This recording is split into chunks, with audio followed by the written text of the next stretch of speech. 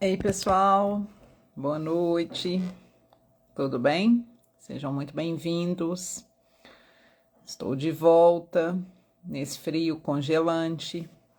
Estava no quentinho na semana passada e vocês já estavam congelando. Aí agora estou aqui congelando junto com vocês.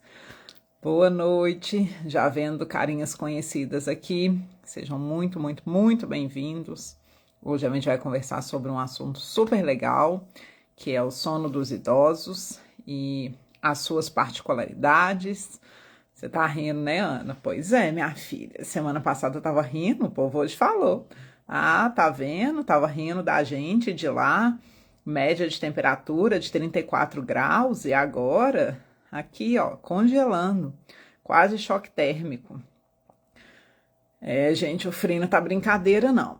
Mas vamos que vamos. Então, só esperar um pouquinho. É, tá mesmo. Ah, é, Ana. Nossa Senhora, você pior ainda. Meu Deus. Mais gelado. Há muito tempo a gente não via frio desse jeito, né, pessoal? Tá sendo até bom pra gente relembrar como que é fazer frio, porque a gente não via isso mais. E aí a gente vai conversar hoje, pessoal, sobre o sono dos idosos. E aí, como vocês sabem, eu já gosto de sempre começar todas as aulas já interagindo com vocês, então hoje vai ser uma aula que a gente vai tentar muito fazer raciocínio clínico, entender as particularidades, porque quando a gente entende o que está ali por trás, a gente consegue ser muito mais assertivo e direcionar muito melhor o nosso tratamento. Então já vou começar com o fato de colocar aqui um ponto que eu acredito que aconteça, que grande parte de vocês trabalham com idosos ou minimamente têm contato com idosos. E aí a gente vai entender o que acontece com o sono desses nossos pacientes, que a gente atende de forma tão frequente, que são os nossos queridos idosos, ou ter um tanto de informação aqui para de que jeito que eu ajudo os meus pais que são idosos, os meus avós que são idosos, ou qualquer outra pessoa que seja. Obrigada, é porque o cabelo clareou lá na praia. Pessoal, então a começar com uma primeira questão sobre o sono que é importante e que a gente precisa entender. A gente escuta falar que idoso dorme menos. Isso é verdade? Realmente idosos dormem menos? O que vocês acham sobre isso? Então, o primeiro ponto, porque a gente vai conversando, aquela conversa gostosa de troca, porque aí a gente vai, dessa forma, consolidando muito melhor o pensamento do que eu passando um tanto de informações para vocês, como é isso e pronto, acabou. Então, idosos dormem menos? Isso é uma verdade? Vamos lá. Me respondam aí o que vocês acham.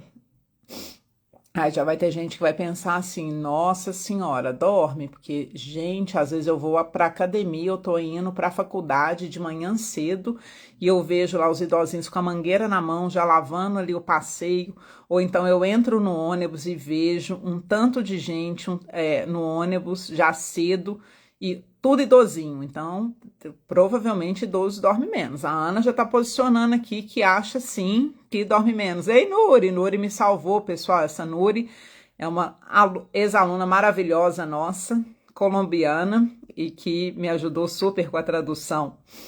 Ó, então aí já tem gente que tá colocando, dorme em picado. Tá, mas ok, sono mais fragmentado. Mas minha pergunta é, eles dormem menos? Porque a gente fala que, se eu perguntar para vocês, qual que é a quantidade de sono ideal? Um tanto de gente vai me responder 8 horas de sono. De onde que isso vem? De média de tempo de sono que é recomendada para adultos, que pode variar de 7 até 9 horas de sono, e o 8 está ali no meio. Então, eu sempre falo isso, né? Vocês que sempre nos acompanham me escutam falar muito isso. Pessoal, a gente tem valor de referência ou tem média. Só que tem pessoas que vão estar ali na média e tem gente que vai estar abaixo da média e ainda assim é normal. Acima da média, sim, é normal também. Então, limite inferior, limite superior de normalidade e média. Então, adultos dormem de 7 a 9 horas de sono. 7 é normal, pode ser normal, 9 pode ser normal. O 8 está ali no meio. Isso é para adultos. Em idosos, a gente espera que idosos durmam menos? Sim. Essa mesma janela que eu acabei de falar com vocês, de 7 a 9, vai para de 6 a 8. Agora o 7 que está ali no meio. Então, sim, idosos dormem menos tempo, têm menos necessidade de sono. E aí a minha pergunta, ou o que eu espero que vocês precisam pensar é: por quê? Por que que idosos passam a dormir menos ou terem menos necessidade de sono? O que será que acontece que a gente começa a observar esse efeito acontecendo? Inclusive, um efeito que acontece muito é: idosos tendem a se deitar e se levantar mais cedo. Por que que isso começa a acontecer?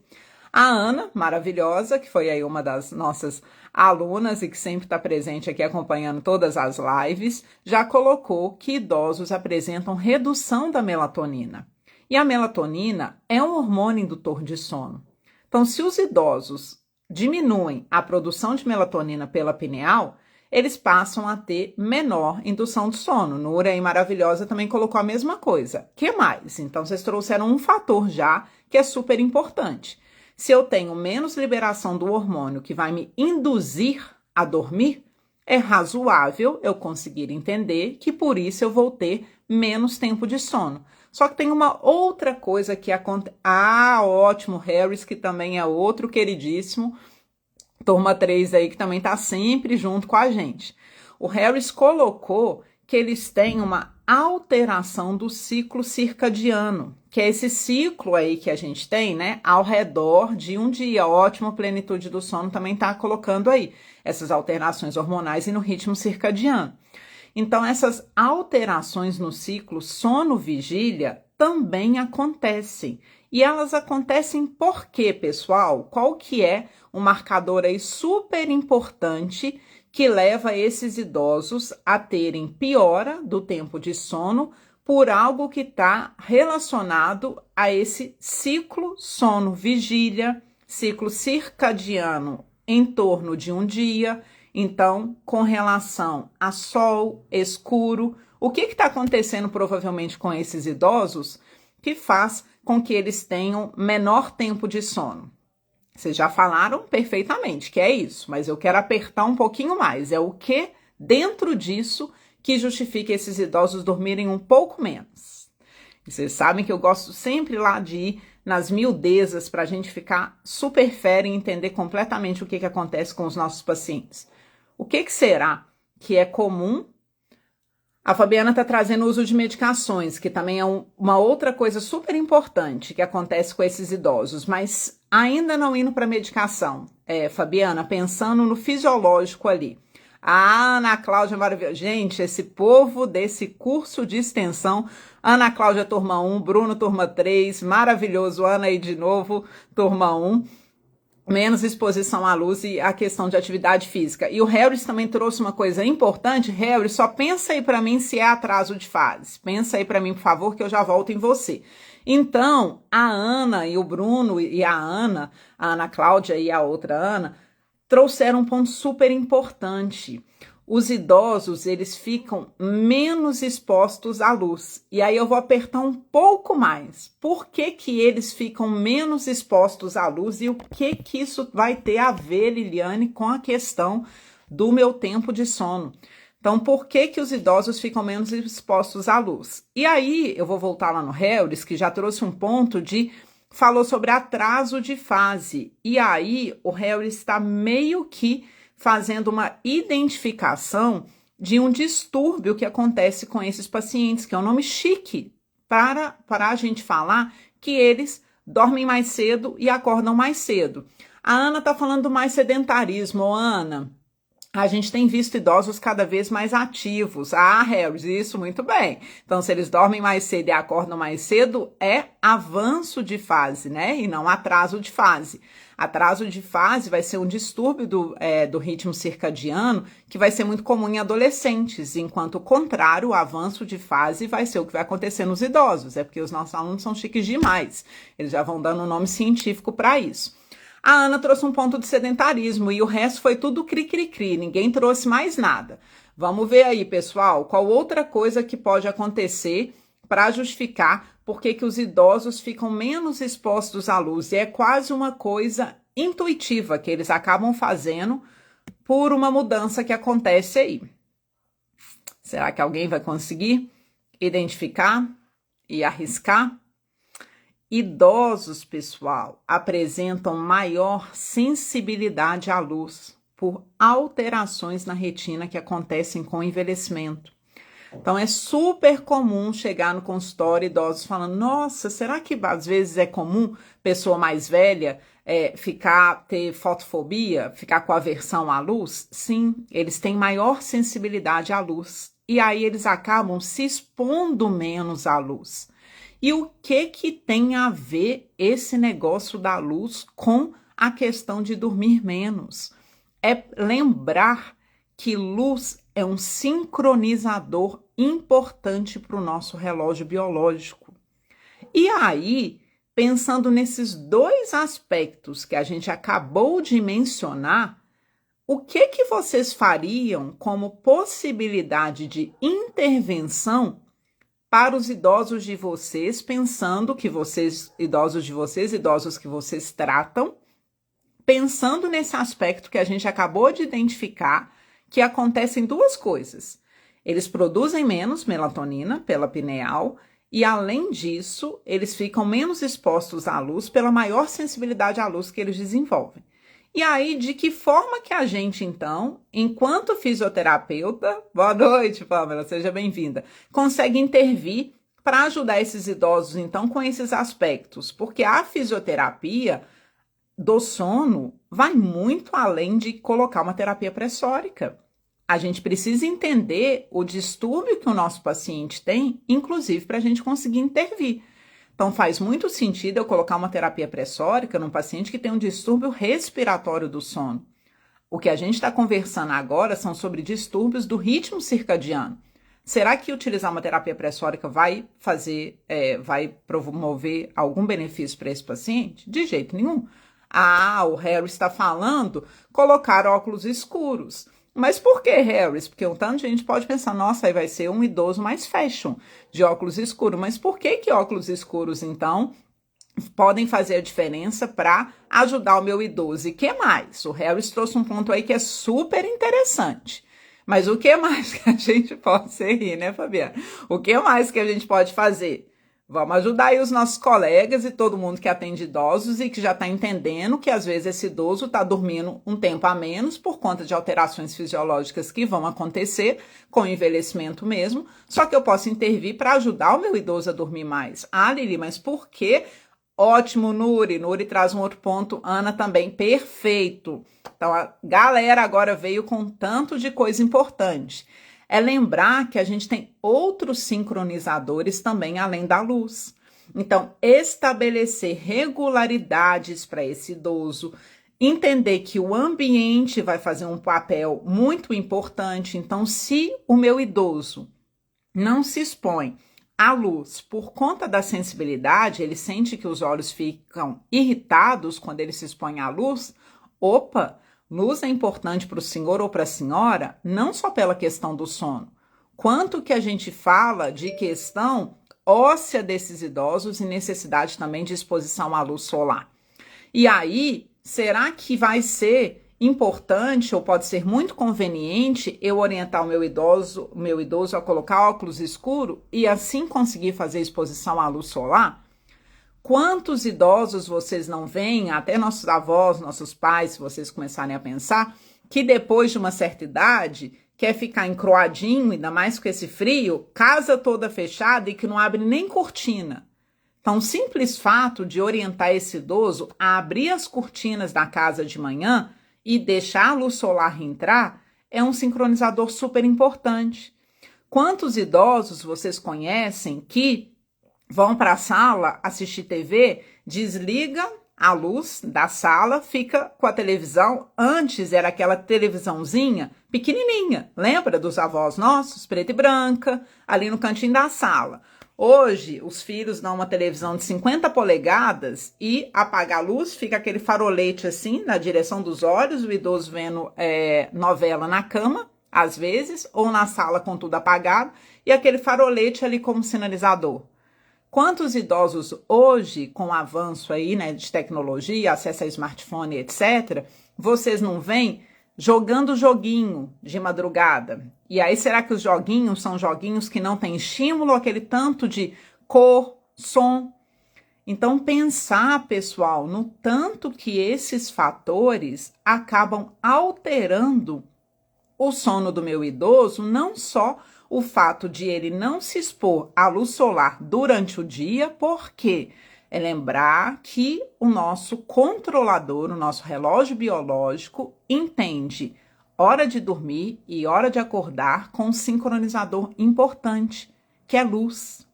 Isso significa que quanto mais exposto à luz eu estiver, menos liberação de melatonina eu vou ter e menos indução de sono.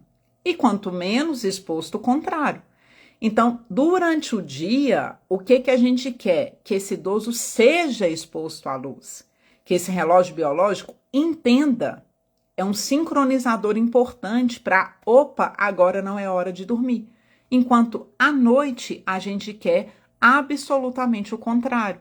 Especialmente considerando o meu idoso que já tem fisiologicamente uma tendência à menor produção de melatonina, eu não quero que ele fique exposto à luz de forma alguma durante a noite. Então, vocês acabaram de construir aqui junto comigo estratégias para a gente conseguir intervir que são super simples e que podem melhorar essa questão do sono desses idosos quando se trata de tempo de sono. Só que sono não é só sobre tempo de sono. E aí os colegas, a Dani, a Ana, eu acho também, lá no início, já trouxeram outras alterações fisiológicas que acontecem com o envelhecimento. Uma outra delas é a redução do estágio N3 de sono. Isso significa que, fisiologicamente, espera-se que idosos tenham menos tempo de sono no sono de ondas lentas e profundas. Isso significa que, como eles têm menos sono de ondas lentas e profundas, eles têm mais facilidade para o despertar, porque esse é o sono mais profundo que a gente tem. Então, como eles têm redução desse estágio de sono, eles aumentam o tempo nos outros estágios de sono. Tem limiar de despertar mais baixo. E aí eles despertam com mais facilidade. Eles ficam mais propensos a despertares com estímulos externos. E isso vai gerar, então, fragmentação do sono. Então, o descanso dos idosos, eles tendem a ter mais superficialidade no sono. O descanso deles tende a ser mais superficial. Então, olha as alterações que a gente está falando, que são fisiológicas, que acontecem com o envelhecimento. Só que aí, o que eu quero que vocês me respondam?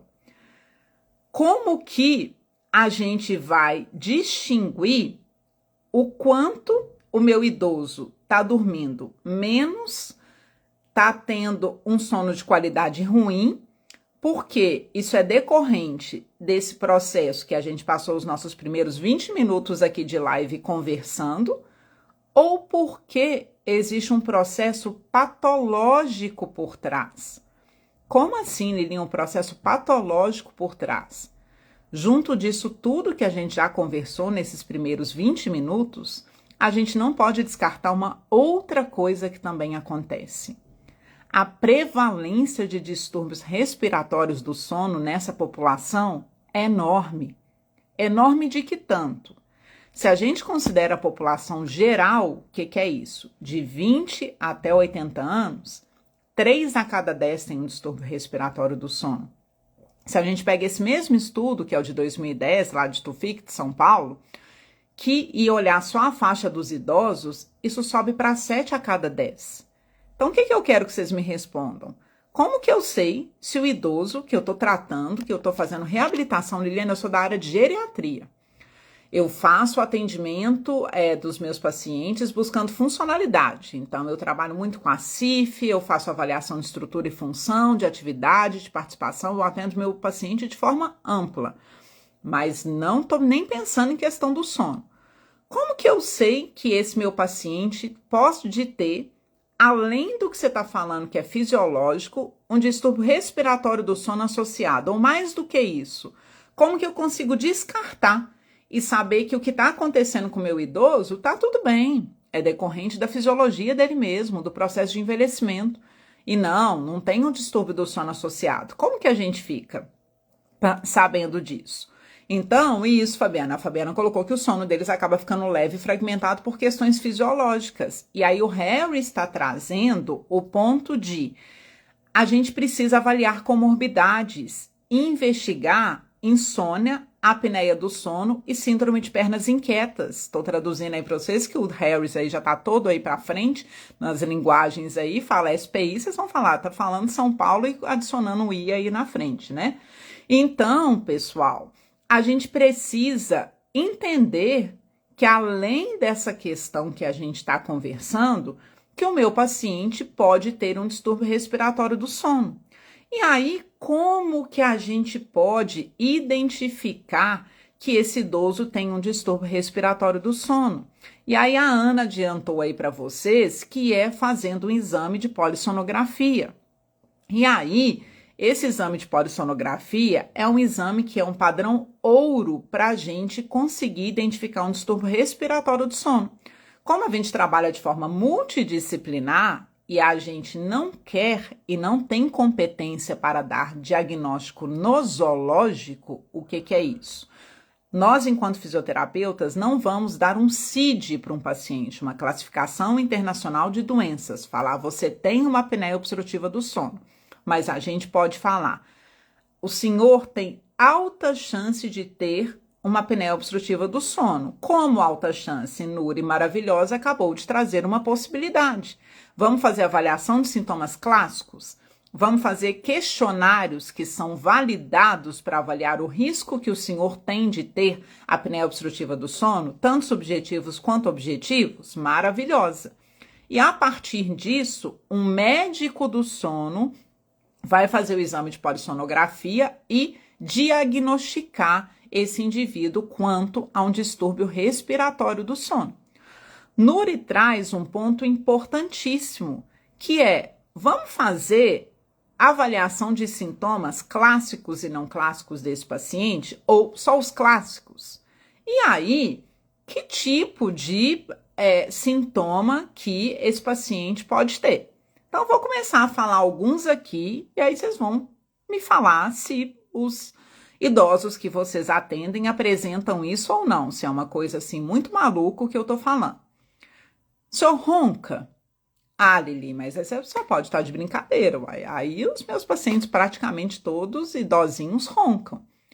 Ou, às vezes, esse idoso não vai roncar, mas vai respirar cochilando assim no sofá, soprando. Sejam muito sinceros e honestos consigo mesmos. Quantos de vocês já viram isso?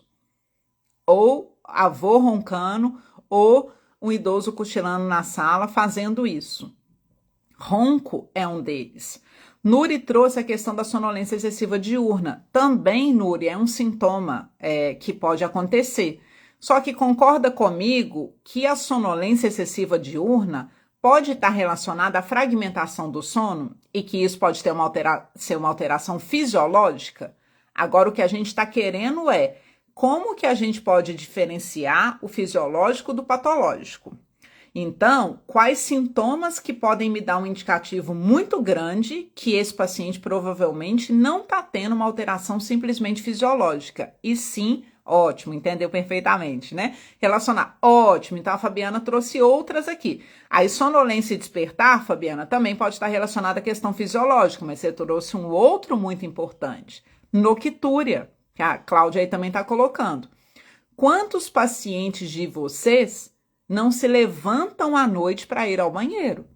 Ah, mas Lili, levantar à noite para ir ao banheiro, idoso, normalmente eles são diabéticos. E quando a gente tem diabetes, a gente pode levantar mais à noite para ir ao banheiro. Será? Quantos pacientes nós temos que são diabéticos e que não se levantam à noite para ir ao banheiro? Ah, meu paciente levanta à noite para ir ao banheiro, por quê? Ah, Lili, com a idade, né? Bexiga cai, idosos, hoje eu atendo uma idosa que teve 13 filhos, então parto normal, e aí tem o desgaste do assoalho pélvico. Ah, Harris traz um ponto importantíssimo. Ah, no caso do homem, ver questão de próstata. Então, se essa próstata for aumentada, esse indivíduo pode levantar à noite por conta da próstata. Mas, né, Harris, até brinco muito com os meus pacientes, que aí quando a gente pergunta sobre nocturna, não, eu levanto mesmo, 4, 5 vezes, mas é porque eu tenho a próstata aumentada. E aí a gente começa a fazer o tratamento, eu falo, olha, interessante, a terapia pressórica diminuiu a sua próstata, porque antes o senhor levantava 5 vezes para ir ao banheiro à noite e agora diminuiu para 1, 2 vezes? Então, será que era a próstata ou o distúrbio do sono por trás? Então, outro ponto que pode estar relacionado e indicar um distúrbio do sono é a questão da noctúria.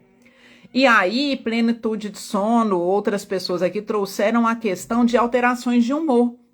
Só que alterações de humor, pensa, se eu acordo muito à noite, eu vou ficar mais irritado mesmo, né? Então, também pode ser só pela questão fisiológica e não a necessidade de um distúrbio do sono muito direcionado. Quantos de vocês não conhecem idosos? Isso, Fabiana, outra coisa que eles falam muito é não, mas é porque eu sou hipertenso. E aí eu tomo diurético, então eu levanto muito à noite porque eu tomo diurético e aí por isso eu levanto muitas vezes à noite para fazer xixi. Vou chegar lá, plenitude, excelente isso também. Então, o Harris traz um outro ponto importante, cefaleia matinal. Então, acordar com dor de cabeça pode também estar relacionado a um distúrbio do sono. Quantos de vocês não conhecem idosos que se queixam de dores crônicas? Ah, Lili, mas aí é artrite, artrose, é um corpo já muito desgastado, pessoal. E o quanto dessa dor no corpo não pode ser hipóxia. Qual que é a diferença de hipóxia para hipoxemia? Hipoxemia é a redução da oxigenação no sangue. Hipóxia, a oxigenação no tecido. Quando a gente tem hipóxia, isso pode ser acompanhado de dores musculares. E aí agora vocês estão vindo agora sim, vocês pegaram o flow aí, né? Boca seca ao acordar. Então, poxa, fisiologicamente eu só tenho um idoso que fragmenta mais o sono e que tem essa questão que você acabou de falar, que tem menos tempo N3 de sono, mas se ele tem boca seca ao acordar, isso pode ser um indicativo de eu estar tendo a necessidade de abrir a boca para respirar à noite. Respirando pela boca, eu vou ficar com a boca seca. Por que cargas d'água eu precisaria abrir a boca para respirar? De repente, porque eu estou tendo uma apneia obstrutiva do sono, e isso significa que eu estou tendo um fechamento excelente, Lilian, um fechamento da minha via aérea. E quando isso acontece, eu abro mais a boca na tentativa de entrar mais ar. E aí, vários de vocês trouxeram perda de memória, eu vou chegar nisso, mas a Lilian traz um outro ponto que é muito importante: cãibras. Então, a gente já começa a ter evidência na literatura. Quantos idosos não falam com a gente? Ô, vó, tô com cãibra. Ô, minha filha, come banana, porque isso daí é falta de potássio. E aí, quando come, o potássio sobe, a cãibra melhora. Cãibra também pode ser um indicativo de redução de oxigenação. E, no geral, onde que eles têm cãibra? Panturrilha. É pensar que mediante uma redução de oxigenação disponível por conta da apneia, que é a interrupção da respiração, ou uma redução muito grande da respiração, eu vou ter menos disponibilidade de oxigênio para as periferias. Perfeito, Fabiana. Fabiana trouxe outras coisas aqui super importantes. Tontura, labirintite, diminuição auditiva. Ah, Lili, você só pode estar de brincadeira. Redução de audição é fisiológico, a gente vai perdendo a audição. Não, pessoal. Cóclea é altamente dependente de oxigênio. E aí, a gente pode ter várias alterações que acontecem nesse sistema. Inclusive, Fran vai dar uma aula maravilhosa no Clube de Estudos sobre a questão de relação de zumbido e apneia obstrutiva do sono. Então, vejam quantas coisas podem... Perfeito, a Fran tá aí, maravilhosa. Quantas coisas podem estar relacionadas a um distúrbio respiratório do sono nesse idoso que eu atendo em casa e que tem cãibra, e que tem zumbido, e que levanta à noite para fazer xixi, e que ronca, quase que eu falei, porque eu tô com sintomas aqui que são importantes, que eu quero falar todas. E aí, ótimo, perfeito, aí vocês já estão trazendo um tanto de coisa, e a gente tá falando de sinais e sintomas, mas aí plenitude do sono, quem é você? Que você tá muito plena ou pleno, respondendo muita coisa muito legal, muito assertiva, me fala aí quem que é. E aí, pessoal, o que que acontece? Quando esse mundo de coisas está acontecendo à noite, eu não posso descartar que junto disso eu posso estar tendo um aumento do meu risco cardiovascular. O que, Lili? Coração a ver com isso? Pessoal, fragmentação do sono, despertar. A gente já tem muita literatura que traz a questão de despertar. Quando a gente pensa em acordar, qual o hormônio que tem junto disso? Cortisol, hormônio do estresse, aumento de atividade simpática noturna. Então vejam quantas coisas perfeitas, Viviane. Dani, queridíssima, você tá aí, coisa boa. Gente, a Dani foi uma grande inspiração na minha vida. Eu não posso deixar de falar isso. Ela foi minha co-orientadora de trabalho de conclusão de curso, é professora lá em Santa Catarina, é maravilhosa, uma grande inspiração para minha vida, não só como professora, como na pesquisa. Que honra, tá? Com você aqui. E aí, pessoal... Isso tudo acontece e olha o tanto de alteração que às vezes a gente não se dá conta e a gente está atendendo essas pessoas todos os dias, absolutamente todos os dias, reabilitando. E na reabilitação, a gente busca melhorar a qualidade muscular desses pacientes. Como que eu estou buscando melhorar a capacidade muscular desses pacientes? Se à noite está acontecendo esse tanto de coisa que a gente está falando e que a gente busca anabolismo noturno, reconstrução, síntese proteica, restabelecimento muscular de um corpo que está passando por esse tanto de coisa que a gente está falando. E além disso, tem outros sintomas. Ah, Fernanda, coisa boa que você está aí. É muito legal a gente ver. Que bom, eu que sinto honrada. Eu que agradeço a confiança no tratamento da sua mãe. E aí, pessoal, tem outros 2 sintomas que eu quero muito que vocês falem, que às vezes a gente não se dá conta. Vocês já trouxeram maravilhosos. E aí trouxeram a questão de déficit de memória. E aí o que a gente pode entender? Que o estágio N3 do sono, que a gente está falando, né? Que esses idosos têm uma redução desse estágio. Lá a gente tem a atuação do nosso sistema linfático, que vai fazer a limpeza do nosso cérebro, tirando substâncias neurotóxicas que têm a possibilidade de cursarem com desenvolvimento de doenças neurodegenerativas, como Parkinson e Alzheimer. Tá, Lili, mas déficit de memória vai ter relação com isso? Não, isso pode ser um fator que pode levar esses indivíduos a desenvolverem essas doenças. Só que é pensar que quando a gente tem uma apneia obstrutiva do sono e a gente pode cursar com redução de oxigenação, a gente também pode reduzir a disponibilidade de oxigênio para o cérebro. E isso pode cursar com microlesões vasculares e que a gente tem demência vascular. Então, olha, pessoal, como entender a fisiologia é maravilhoso. A gente começa a conseguir entender todas essas alterações, mas tem 2 coisas ainda que acontecem muito em idosos que vocês não trouxeram ainda.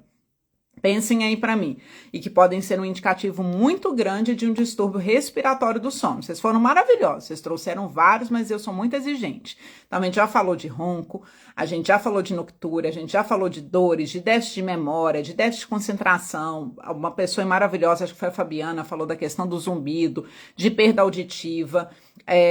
A Viviane trouxe questões maravilhosas de doença cardiovascular, diabetes, aumento de quedas, Marie Claire. Também, eu só te chamo de Marie Claire, daqui a pouco eu vou esquecer seu nome no português. A Maria Clara traz outros pontos aí que são muito importantes, que é o aumento de queda, e que isso também pode estar relacionado à questão aí do equilíbrio. Marcelo trouxe a questão da sarcopenia, mas lembra que agora eu quero sinais que podem indicar que ele possa ter um distúrbio do sono. Vocês estão trazendo coisas que acontecem com os idosos no geral, e que tá tudo bem também de vocês trazerem isso, maravilhoso. Mas o que eu quero é 2 sintomas que normalmente são muito negligenciados e que podem ser um indicativo de distúrbio respiratório do sono. Insuficiência cardíaca também pode acontecer. Lilian, edema também pode acontecer. Só que tem outros que são assim, provavelmente tem mais chance, que a gente vê muito idosinho tomando... perfeito, Cris trouxe aí um deles, a questão de disfagia, e que eu nem vou falar, Cris, em disfagia... maravilhosa, Francine. Pronto, trouxeram os 2 agora. Então, vamos lá. Ótimo, maravilhoso. Agora vocês foram lá. Então, pessoal, 2 coisas que muitas vezes a gente negligencia. Refluxo gastroesofágico, maravilhosos. Quantos idosos a gente não ouve falando que toma os prazóis da vida, os inibidores aí de bomba, e que falam, minha filha, mas é porque eu tomo muitos remédios. Refluxo gastroesofágico pode ser um sinal de distúrbio respiratório do sono, e que muitas vezes é negligenciado, e que aí, de novo, concorda que nada vai ter a ver com a questão fisiológica de fragmentação do sono, redução de N3, e a questão de quem trouxe aí, falou sobre disfagia, talvez seja uma fono ou não, que é a Cris, traz a questão que eu nem falo, Cris, em disfagia, mas que os idosos cursam com engasgos e que eles podem sim ter disfagia associado. Isso vai precisar ser olhado por um colega nosso, que é o fonoaudiólogo, e temos fonoaudiólogos maravilhosos do sono que conseguem identificar isso. E que, maravilhosa, e que pode ser, Cris, se não me engano, tá com a gente então nesse Foro Sono, talvez, é a Cris que eu tô pensando. E aí, pessoal, esses idosos podem ter engasgos por edema de via aérea. Então, pensem em uma via aérea que passa, se a pessoa tiver um distúrbio respiratório do sono grave, e isso significa que ela para de respirar 30 vezes por hora à noite enquanto ela dorme, pelo menos, essa via aérea abrindo e fechando 1 vez a cada 2 minutos. Isso gera inflamação dessa via aérea. Essa via aérea fica edemaciada.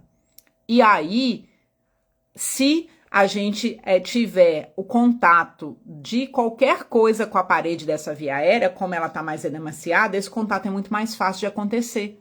E aí eles engasgam com mais facilidade. É claro que a gente precisa avaliar a disfagia, e isso é feito com muita competência pelos fonoaudiólogos aí, como a Cris, que está aqui. Só que tem um componente de engasgo que pode ser única e exclusivamente por edema de via aérea, e que isso pode acontecer nesses idosos. Então veja, pessoal, quantos sinais e sintomas nós falamos que os nossos idosos podem ter, e que provavelmente vocês conseguiram identificar pai de vocês, mãe de vocês, avó de vocês, ou tia de vocês, sogra de vocês, ou um tanto de idosos que vocês normalmente atendem. E que várias dessas consequências podem ser por conta de um distúrbio respiratório do sono. E por que que eu, enquanto fisioterapeuta, preciso saber isso? Porque nós trabalhamos com reabilitação. E os nossos resultados podem não estar otimizados. E mais do que isso, como qualquer profissional de saúde, a gente quer promoção de saúde. Qualidade de vida é promover saúde. E isso melhora a qualidade de vida dos pacientes. Como assim? Vocês que estão me vendo e que não têm um distúrbio respiratório do sono, ou que ainda não sabem que tem um distúrbio respiratório do sono, já pelo menos experienciaram uma noite mal dormida de sono. E o que que acontece com vocês no dia seguinte? Estão pó da rabiola, não dão conta de nada. E isso é o que essas pessoas sofrem noite a noite. Só que é difícil a gente começar a ter a apneia obstrutiva do sono da noite para o dia. É impossível? Não, tem vários casos que é possível isso acontecer, da noite para o dia. Só que no caso desses idosos, eles vão piorando pouco a pouco e vão se acostumando a isso. E aí fica mais fácil tolerar. Só que a conta chega, e chega muito cara e muito alta.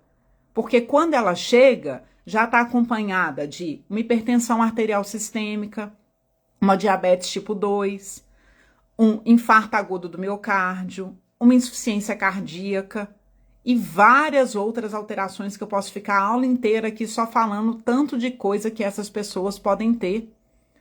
Então, pessoal, identificar esses aspectos é super importante. E aí, por que será que os idosos têm tanto mais chance de terem a apneia obstrutiva do sono? Porque, Lili, você falou que a prevalência na população geral já é assustadora. É 30%. Isso é muita coisa. Só vocês pegarem o tamanho da nossa população e fazer 30% disso.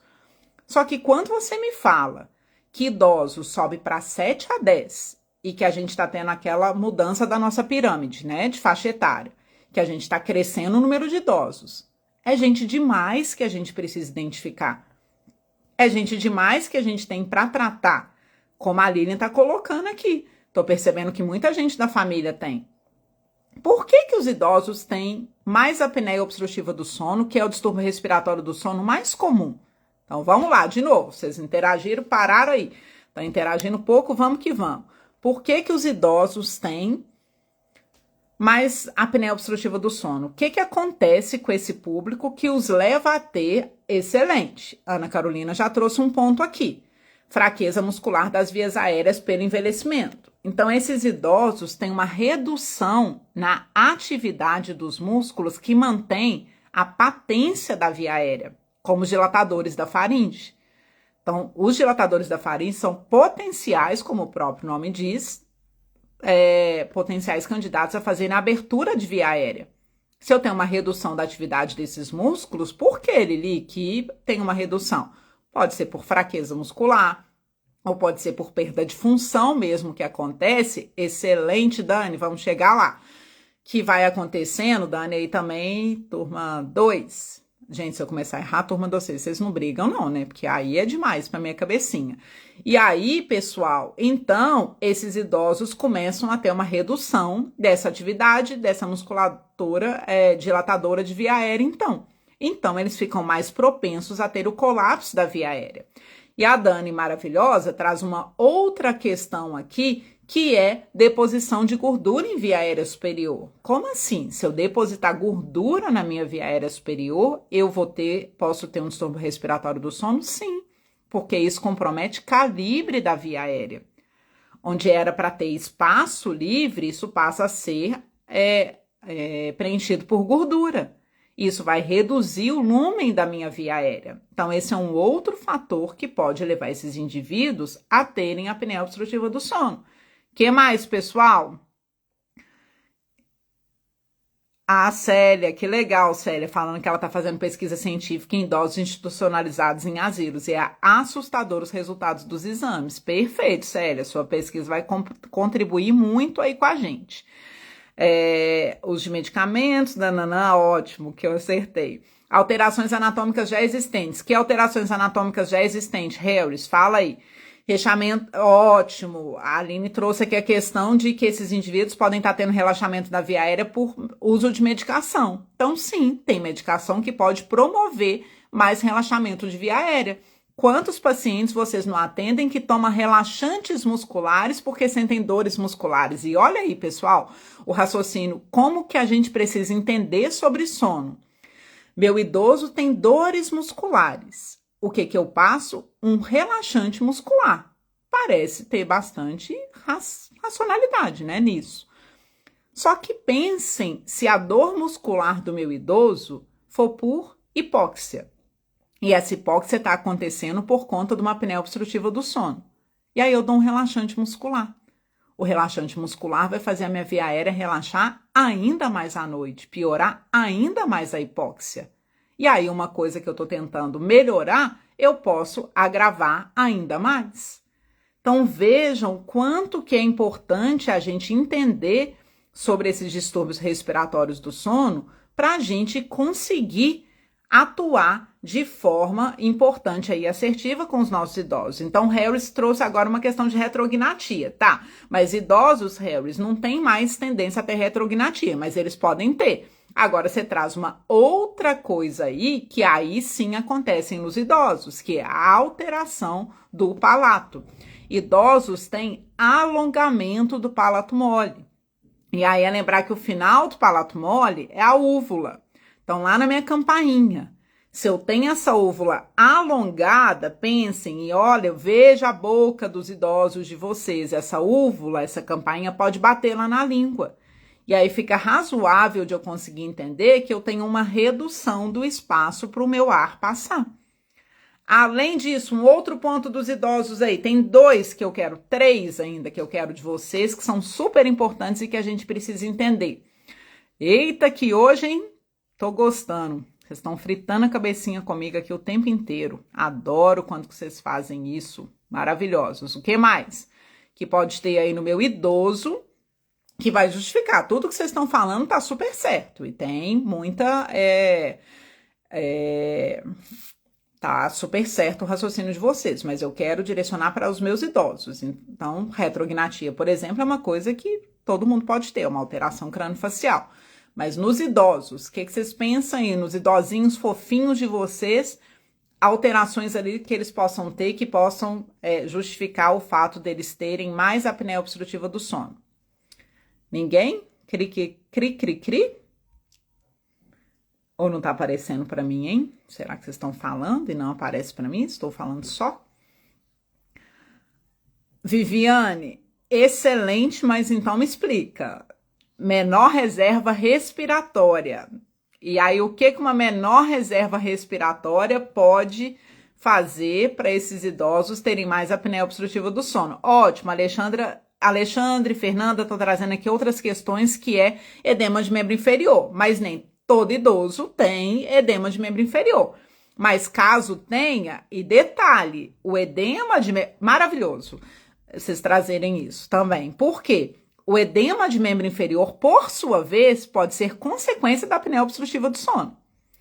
E aí, o meu idoso que tem edema, esse edema à noite, né? A gente fica deitado por várias horas, vamos colocar que a gente aprendeu aqui no início, que é de 6 a 8 horas de sono, então pelo menos 6 horas, né? Com essa perna elevada, eu favoreço o meu retorno venoso e esse líquido pode subir. E pode subir, inclusive, em direção à minha via aérea, edemaciando a minha via aérea e diminuindo o espaço para o ar passar. Então, sim, isso também pode acontecer. Maravilhosos, os alunos aí todos maravilhosos justificaram ali já o que a Viviane falou, que esses indivíduos podem ter uma reserva respiratória, uma capacidade funcional menor, uma capacidade residual funcional menor. Ah, maravilhosa, Maria, vamos chegar lá.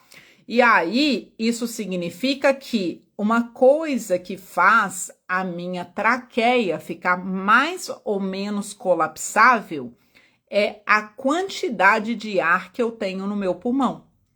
Se eu tenho menos ar no meu pulmão, isso vai na mão contrária da minha tração traqueal. O que é isso? Quanto mais ar eu tenho no meu pulmão, eu melhoro a minha tração traqueal, eu melhoro a estabilidade da minha via aérea. Se a gente está falando em uma menor reserva respiratória, isso vai cursar com maior colapsabilidade dessa via aérea.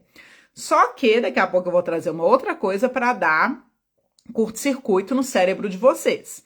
Mas aí antes eu vou trazer o que a Maria trouxe, que é esses indivíduos apresentam rigidez torácica. E por que os meus idosos vão apresentar rigidez torácica? Porque com o processo do envelhecimento eu posso ter uma calcificação das cartilagens costais e costovertebrais. Isso significa que o meu tórax fica mais rígido. E que se eu tenho meu tórax mais rígido, com menos mobilidade, isso vai comprometer a quantidade de ar que eu consigo colocar para dentro e para fora dos meus pulmões. Tanto que tem um trabalho na literatura que avaliou um outro ponto que eu quero que vocês tragam para mim, por favor, que é, além dessa questão que Marie Claire trouxe sobre a rigidez torácica, o que vocês veem, ao povo aí da ortopedia, que é que eu falo que todo mundo precisa entender sobre sono, que vocês veem de alteração no idoso que está relacionado à questão osteomuscular, que é super comum. O que vocês veem aí que é importante? De questão osteomuscular. Eu vou chegar lá no que a Fabiana e que a Viviane estão começando a trazer. E a Fran traz um outro ponto importante, que na mulher a gente tem a menopausa e é quando a gente começa a perder estrogênio, que é super contribuinte para a maravilhosa, Cláudia, vou chegar lá, para o nosso tônus muscular, e que essas alterações aí começam a acontecer muito aí depois do período de menopausa nas mulheres, esses distúrbios do sono. Ótimo, tava querendo isso. A Cláudia trouxe a questão da cifose, que eu ia falar que Deus é mais, que é fisiológica, né? A gente tem, é a hipercifose que é o problema, que é um outro ponto importantíssimo, maravilhosos vocês que trouxeram. Então, esses idosos, por questão de redução de massa muscular e de menor estabilidade, eles passam a cursar com uma hipercifose. E quando isso acontece na região torácica, isso compromete a expansibilidade do meu pulmão. Tanto que tem um trabalho na literatura que avaliou a hipercifose torácica e o movimento e uma alteração também na curvatura lombar, para quê? Para descartar que o que estava acontecendo, ou para confirmar que o que estava acontecendo não era o simples fato de mudar uma alteração ou a curvatura da coluna, e sim a curvatura da coluna na região do pulmão. E viu que idosos que apresentam aumento da curvatura torácica, uma hipercifose torácica, que eles... Tá quase, Renata, você tá com a gente, vai ser bom demais. E aí, pessoal, que isso reduzia a capacidade vital forçada e o volume expiratório forçado no primeiro segundo na prova de função pulmonar. Eles encontraram uma correlação negativa. O que é isso? Quanto mais aumentava a hipercifose torácica, pior era a capacidade vital forçada e o volume expiratório forçado no primeiro segundo, indicando que esses indivíduos, então, têm um comprometimento aí da quantidade de ar que eles dão conta de colocar nos pulmões. Maravilhosos, hoje vocês estão fisiologia pura, assim, nossa senhora, perfeitos hoje, essa aula tá assim, maravilhosa. Se vocês não estivessem aqui comigo, eu não conseguiria construir esse raciocínio todo que a gente está fazendo. E aí, eu quero ainda uma outra coisa que ninguém falou e que é muito comum, era muito comum nos idosos, então a minha avó sofreu com isso. Cada vez mais a gente tem visto menos isso acontecer e que está relacionado a uma outra profissão que a gente trabalha muito em conjunto. Tá? A gente já falou hoje de médico do sono, a gente já falou de fonoaudiólogos do sono, já falamos de fisioterapeutas do sono, qualquer um outro processo que acontece muito com os nossos idosos e que uma outra profissão que trabalha muito com a gente atende, e que isso também pode torná-los mais propensos a terem apneia obstrutiva do sono. Agora eu quero ver, hein? Agora que são elas. Ótimo! Cláudia trouxe aí pra gente. Ótimo! A Cláudia trouxe a solução e a Dani o problema. Maravilhosas. A perda dentária, edentulismo. Isso pode cursar, pessoal, com absorção de regiões importantes do rosto e mudar completamente o formato do rosto dos idosos. E isso pode fazer com que eles perdam verticalização do rosto. E isso pode também cursar com mudança do tamanho dessa via aérea por conta do processo de edentulismo. Então, veja, pessoal, o quanto entender sobre todos esses aspectos faz super sentido para a gente atender os nossos idosos. E como que maravilhosamente aqui junto comigo, vocês construíram todos os raciocínios que aqui, pessoal, foram super rasos. A gente não aprofundou, tá? Mas por que que o meu idoso pode ter noctúria? Um outro ponto que a gente não aprofundou. Além da noctúria, os idosos podem ter incontinência urinária. E quantas vezes a gente coloca a conta na fraqueza do assoalho pélvico? Eu não estou falando que não seja por isso. Mas, de novo, por que que esse assoalho pélvico está fraco? Então, entender que um indivíduo que tem uma apneia obstrutiva do sono e que ele vai receber estímulo a noite inteira para essa via aérea ser aberta, motor primário da respiração, que é o diafragma trabalhando. Opa, esse diafragma trabalhando em excesso, já começo a entender que isso vai gerar um aumento da pressão intraabdominal. E que o aumento da pressão intraabdominal pode ser um fator que me leve a querer fazer xixi à noite. E esse diafragma trabalhando sobre esse estômago, o que pode fazer? E aí a gente começa a entender o quanto essas questões... Harris, eu não dou conta de você, não, gente. Harris é uma piada. Que eu começo a entender como que essas questões podem justificar aspectos que normalmente, diariamente, eu identifico nos meus pacientes sem ter a menor ideia que isso possa estar relacionado a um distúrbio respiratório do sono. Então, pessoal, é isso que eu queria contar para vocês. Quem interessa e tem a vontade de saber mais, ô Harris, você me fez rir aqui, perdeu o negócio, eu tô aqui procurando. A chave de hoje é aplicação. No dia 22, que vai ser semana que vem, se vocês gostaram da aula de hoje, vocês vão gostar muito mais da aula no dia 22. A gente vai ter uma aula muito massa, onde a gente vai conseguir fazer essas construções desses raciocínios. Eu sou da área de cardio. Por que que eu preciso saber sobre o sono? Eu sou da área de saúde da mulher. Ou eu trabalho com incontinência urinária em homens, ou eu trabalho com atletas, eu trabalho na área de geriatria. Por que que eu preciso entender sobre essas questões e qual que é o raciocínio clínico que a gente precisa ter por trás, que é isso que vocês brilhantemente conseguiram fazer comigo hoje à noite.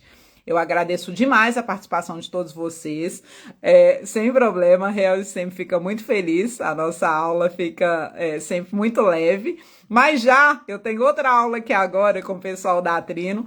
Vocês são maravilhosos, essa aula não seria boa se vocês não estivessem participando comigo, agradeço demais.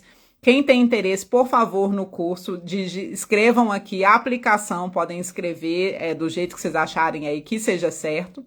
É muito gratificante ter vocês aqui comigo essa hora da noite, né? Sei que muita gente já em férias aí e vocês que são maravilhosos, tá? Fico muito feliz. A gente vai falar ainda sobre muito mais coisa. Eu tive que falar o que a gente tinha tempo hoje aqui para conversar, mas vocês foram maravilhosos, me ajudaram muito e é muito legal construir o raciocínio clínico junto com vocês, tá bem?